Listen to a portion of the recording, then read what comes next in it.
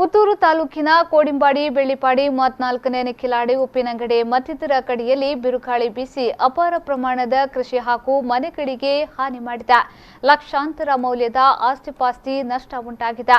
ಇದರ ಜೊತೆಗೆ ಜನರಲ್ಲಿ ಆತಂಕವನ್ನ ಸೃಷ್ಟಿ ಮಾಡಿದೆ. ಸಂಜೆ ಹೊತ್ತು ಬೀಸಿದ ಈ ಬಿರುಗಾಳಿಗೆ ಮನೆಯ ಚಾವಣಿಗಳು ಹಾರಿ ಹೋಗಿವೆ. ಮರ ಬಿದ್ದು ಕಾಂಕ್ರೀಟ್ ಮನೆ ಭಾಗಶಃ ಧ್ವಂಸವಾಗಿದೆ. ಕೆಲವು ಮನೆಗಳ ಹಂಚುಗಳು ಹಾರಿ ಹೋಗಿ ವಾಸ್ತವ್ಯಕ್ಕೆ ತೊಂದರೆ ಉಂಟಾಗಿದೆ. ಮನೆಯಲ್ಲಿ ಇರಬೇಕಾದ ಕುಟುಂಬಗಳು ಬೀದಿಗೆ ಬೀಳುವ ಸ್ಥಿತಿ ನಿರ್ಮಾಣವಾಗಿದೆ. ಕೋಡಿಂಬಾಡಿಯಲ್ಲಿ 3 ಮನೆ, ಬೆಳ್ಳಿಪಾಡಿಯಲ್ಲಿ 3 ಮನೆಗಳು ಬಿರುಗಾಳಿಗೆ ಸಿಲುಕಿ ಅಪಾರ ನಷ್ಟ ಉಂಟಾಗಿದೆ.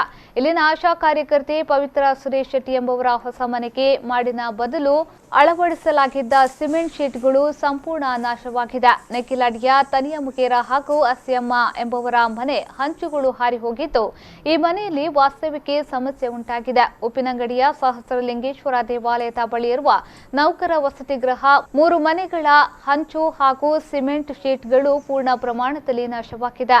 ಈ ಮನೆಯಲ್ಲಿದ್ದ 3 ಕುಟುಂಬಗಳಿಗೆ ತಾತ್ಕಾಲಿಕ ವಾಸ್ತವ್ಯದ ವ್ಯವಸ್ಥೆಯನ್ನ ಮಾಡಲಾಗಿದೆ. ಉಪ್ಪಿನಂಗಡಿಯ ರಥಬೀದಿಯಲ್ಲಿನ ಲಕ್ಷ್ಮೀ ವೆಂಕಟರಮಣ ದೇವಾಲಯದ ಕಲ್ಯಾಣ ಮಂಟಪ, ಗಣಪತಿ ಮಠ, ಪಿಂಡ ಪ್ರಧಾನ ಕಟ್ಟಡ, ಪಾಕಶಾಲೆ, ಜಗದೀಶ್ ಶೆಟ್ಟಿಯವರ ಕಟ್ಟಡ ಸೇರಿದಂತೆ ಪರಿಸರದ ಹಲವು ಕಟ್ಟಡಗಳು ಹಾನಿಗೀಡಾಗಿವೆ. ಉಪ್ಪಿನಂಗಡಿ, ಕೋಡಿಂಬಾಡಿ, ನೆಲ್ಯಾಡಿ ಹಾಗೂ ಬೆಳ್ಳಿಪಾಡಿ ಗ್ರಾಮಗಳಲ್ಲಿ ಹಾನಿಗೀಡಾದ ಪ್ರದೇಶಗಳಿಗೆ ಪುತ್ತೂರು ತಹಶೀಲ್ದಾರ್ ರಮೇಶ್ ಬಾಬು ಅವರು ಭೇಟಿ ನೀಡಿ ಪರಿಶೀಲನೆ ನಡೆಸಿದರು. ಹಾನಿಗೊಳಗಾದ 10ಕ್ಕೂ ಹೆಚ್ಚು ಮನೆಗಳ ಕುಟುಂಬವನ್ನ ಭೇಟಿ ಮಾಡಿ ಸರ್ಕಾರದಿಂದ ಸಿಗುವ ಪರಿಹಾರವನ್ನ ತಕ್ಷಣ ನೀಡುವುದಾಗಿ ತಿಳಿಸಿದರು. ಗ್ರಾಮ ಪಂಚಾಯತ್ ವತಿಯಿಂದ ಈ ಮನೆಗಳಿಗೆ ಸೌಲಭ್ಯ ನೀಡುವಂತೆ ಸೂಚಿಸಿದರು.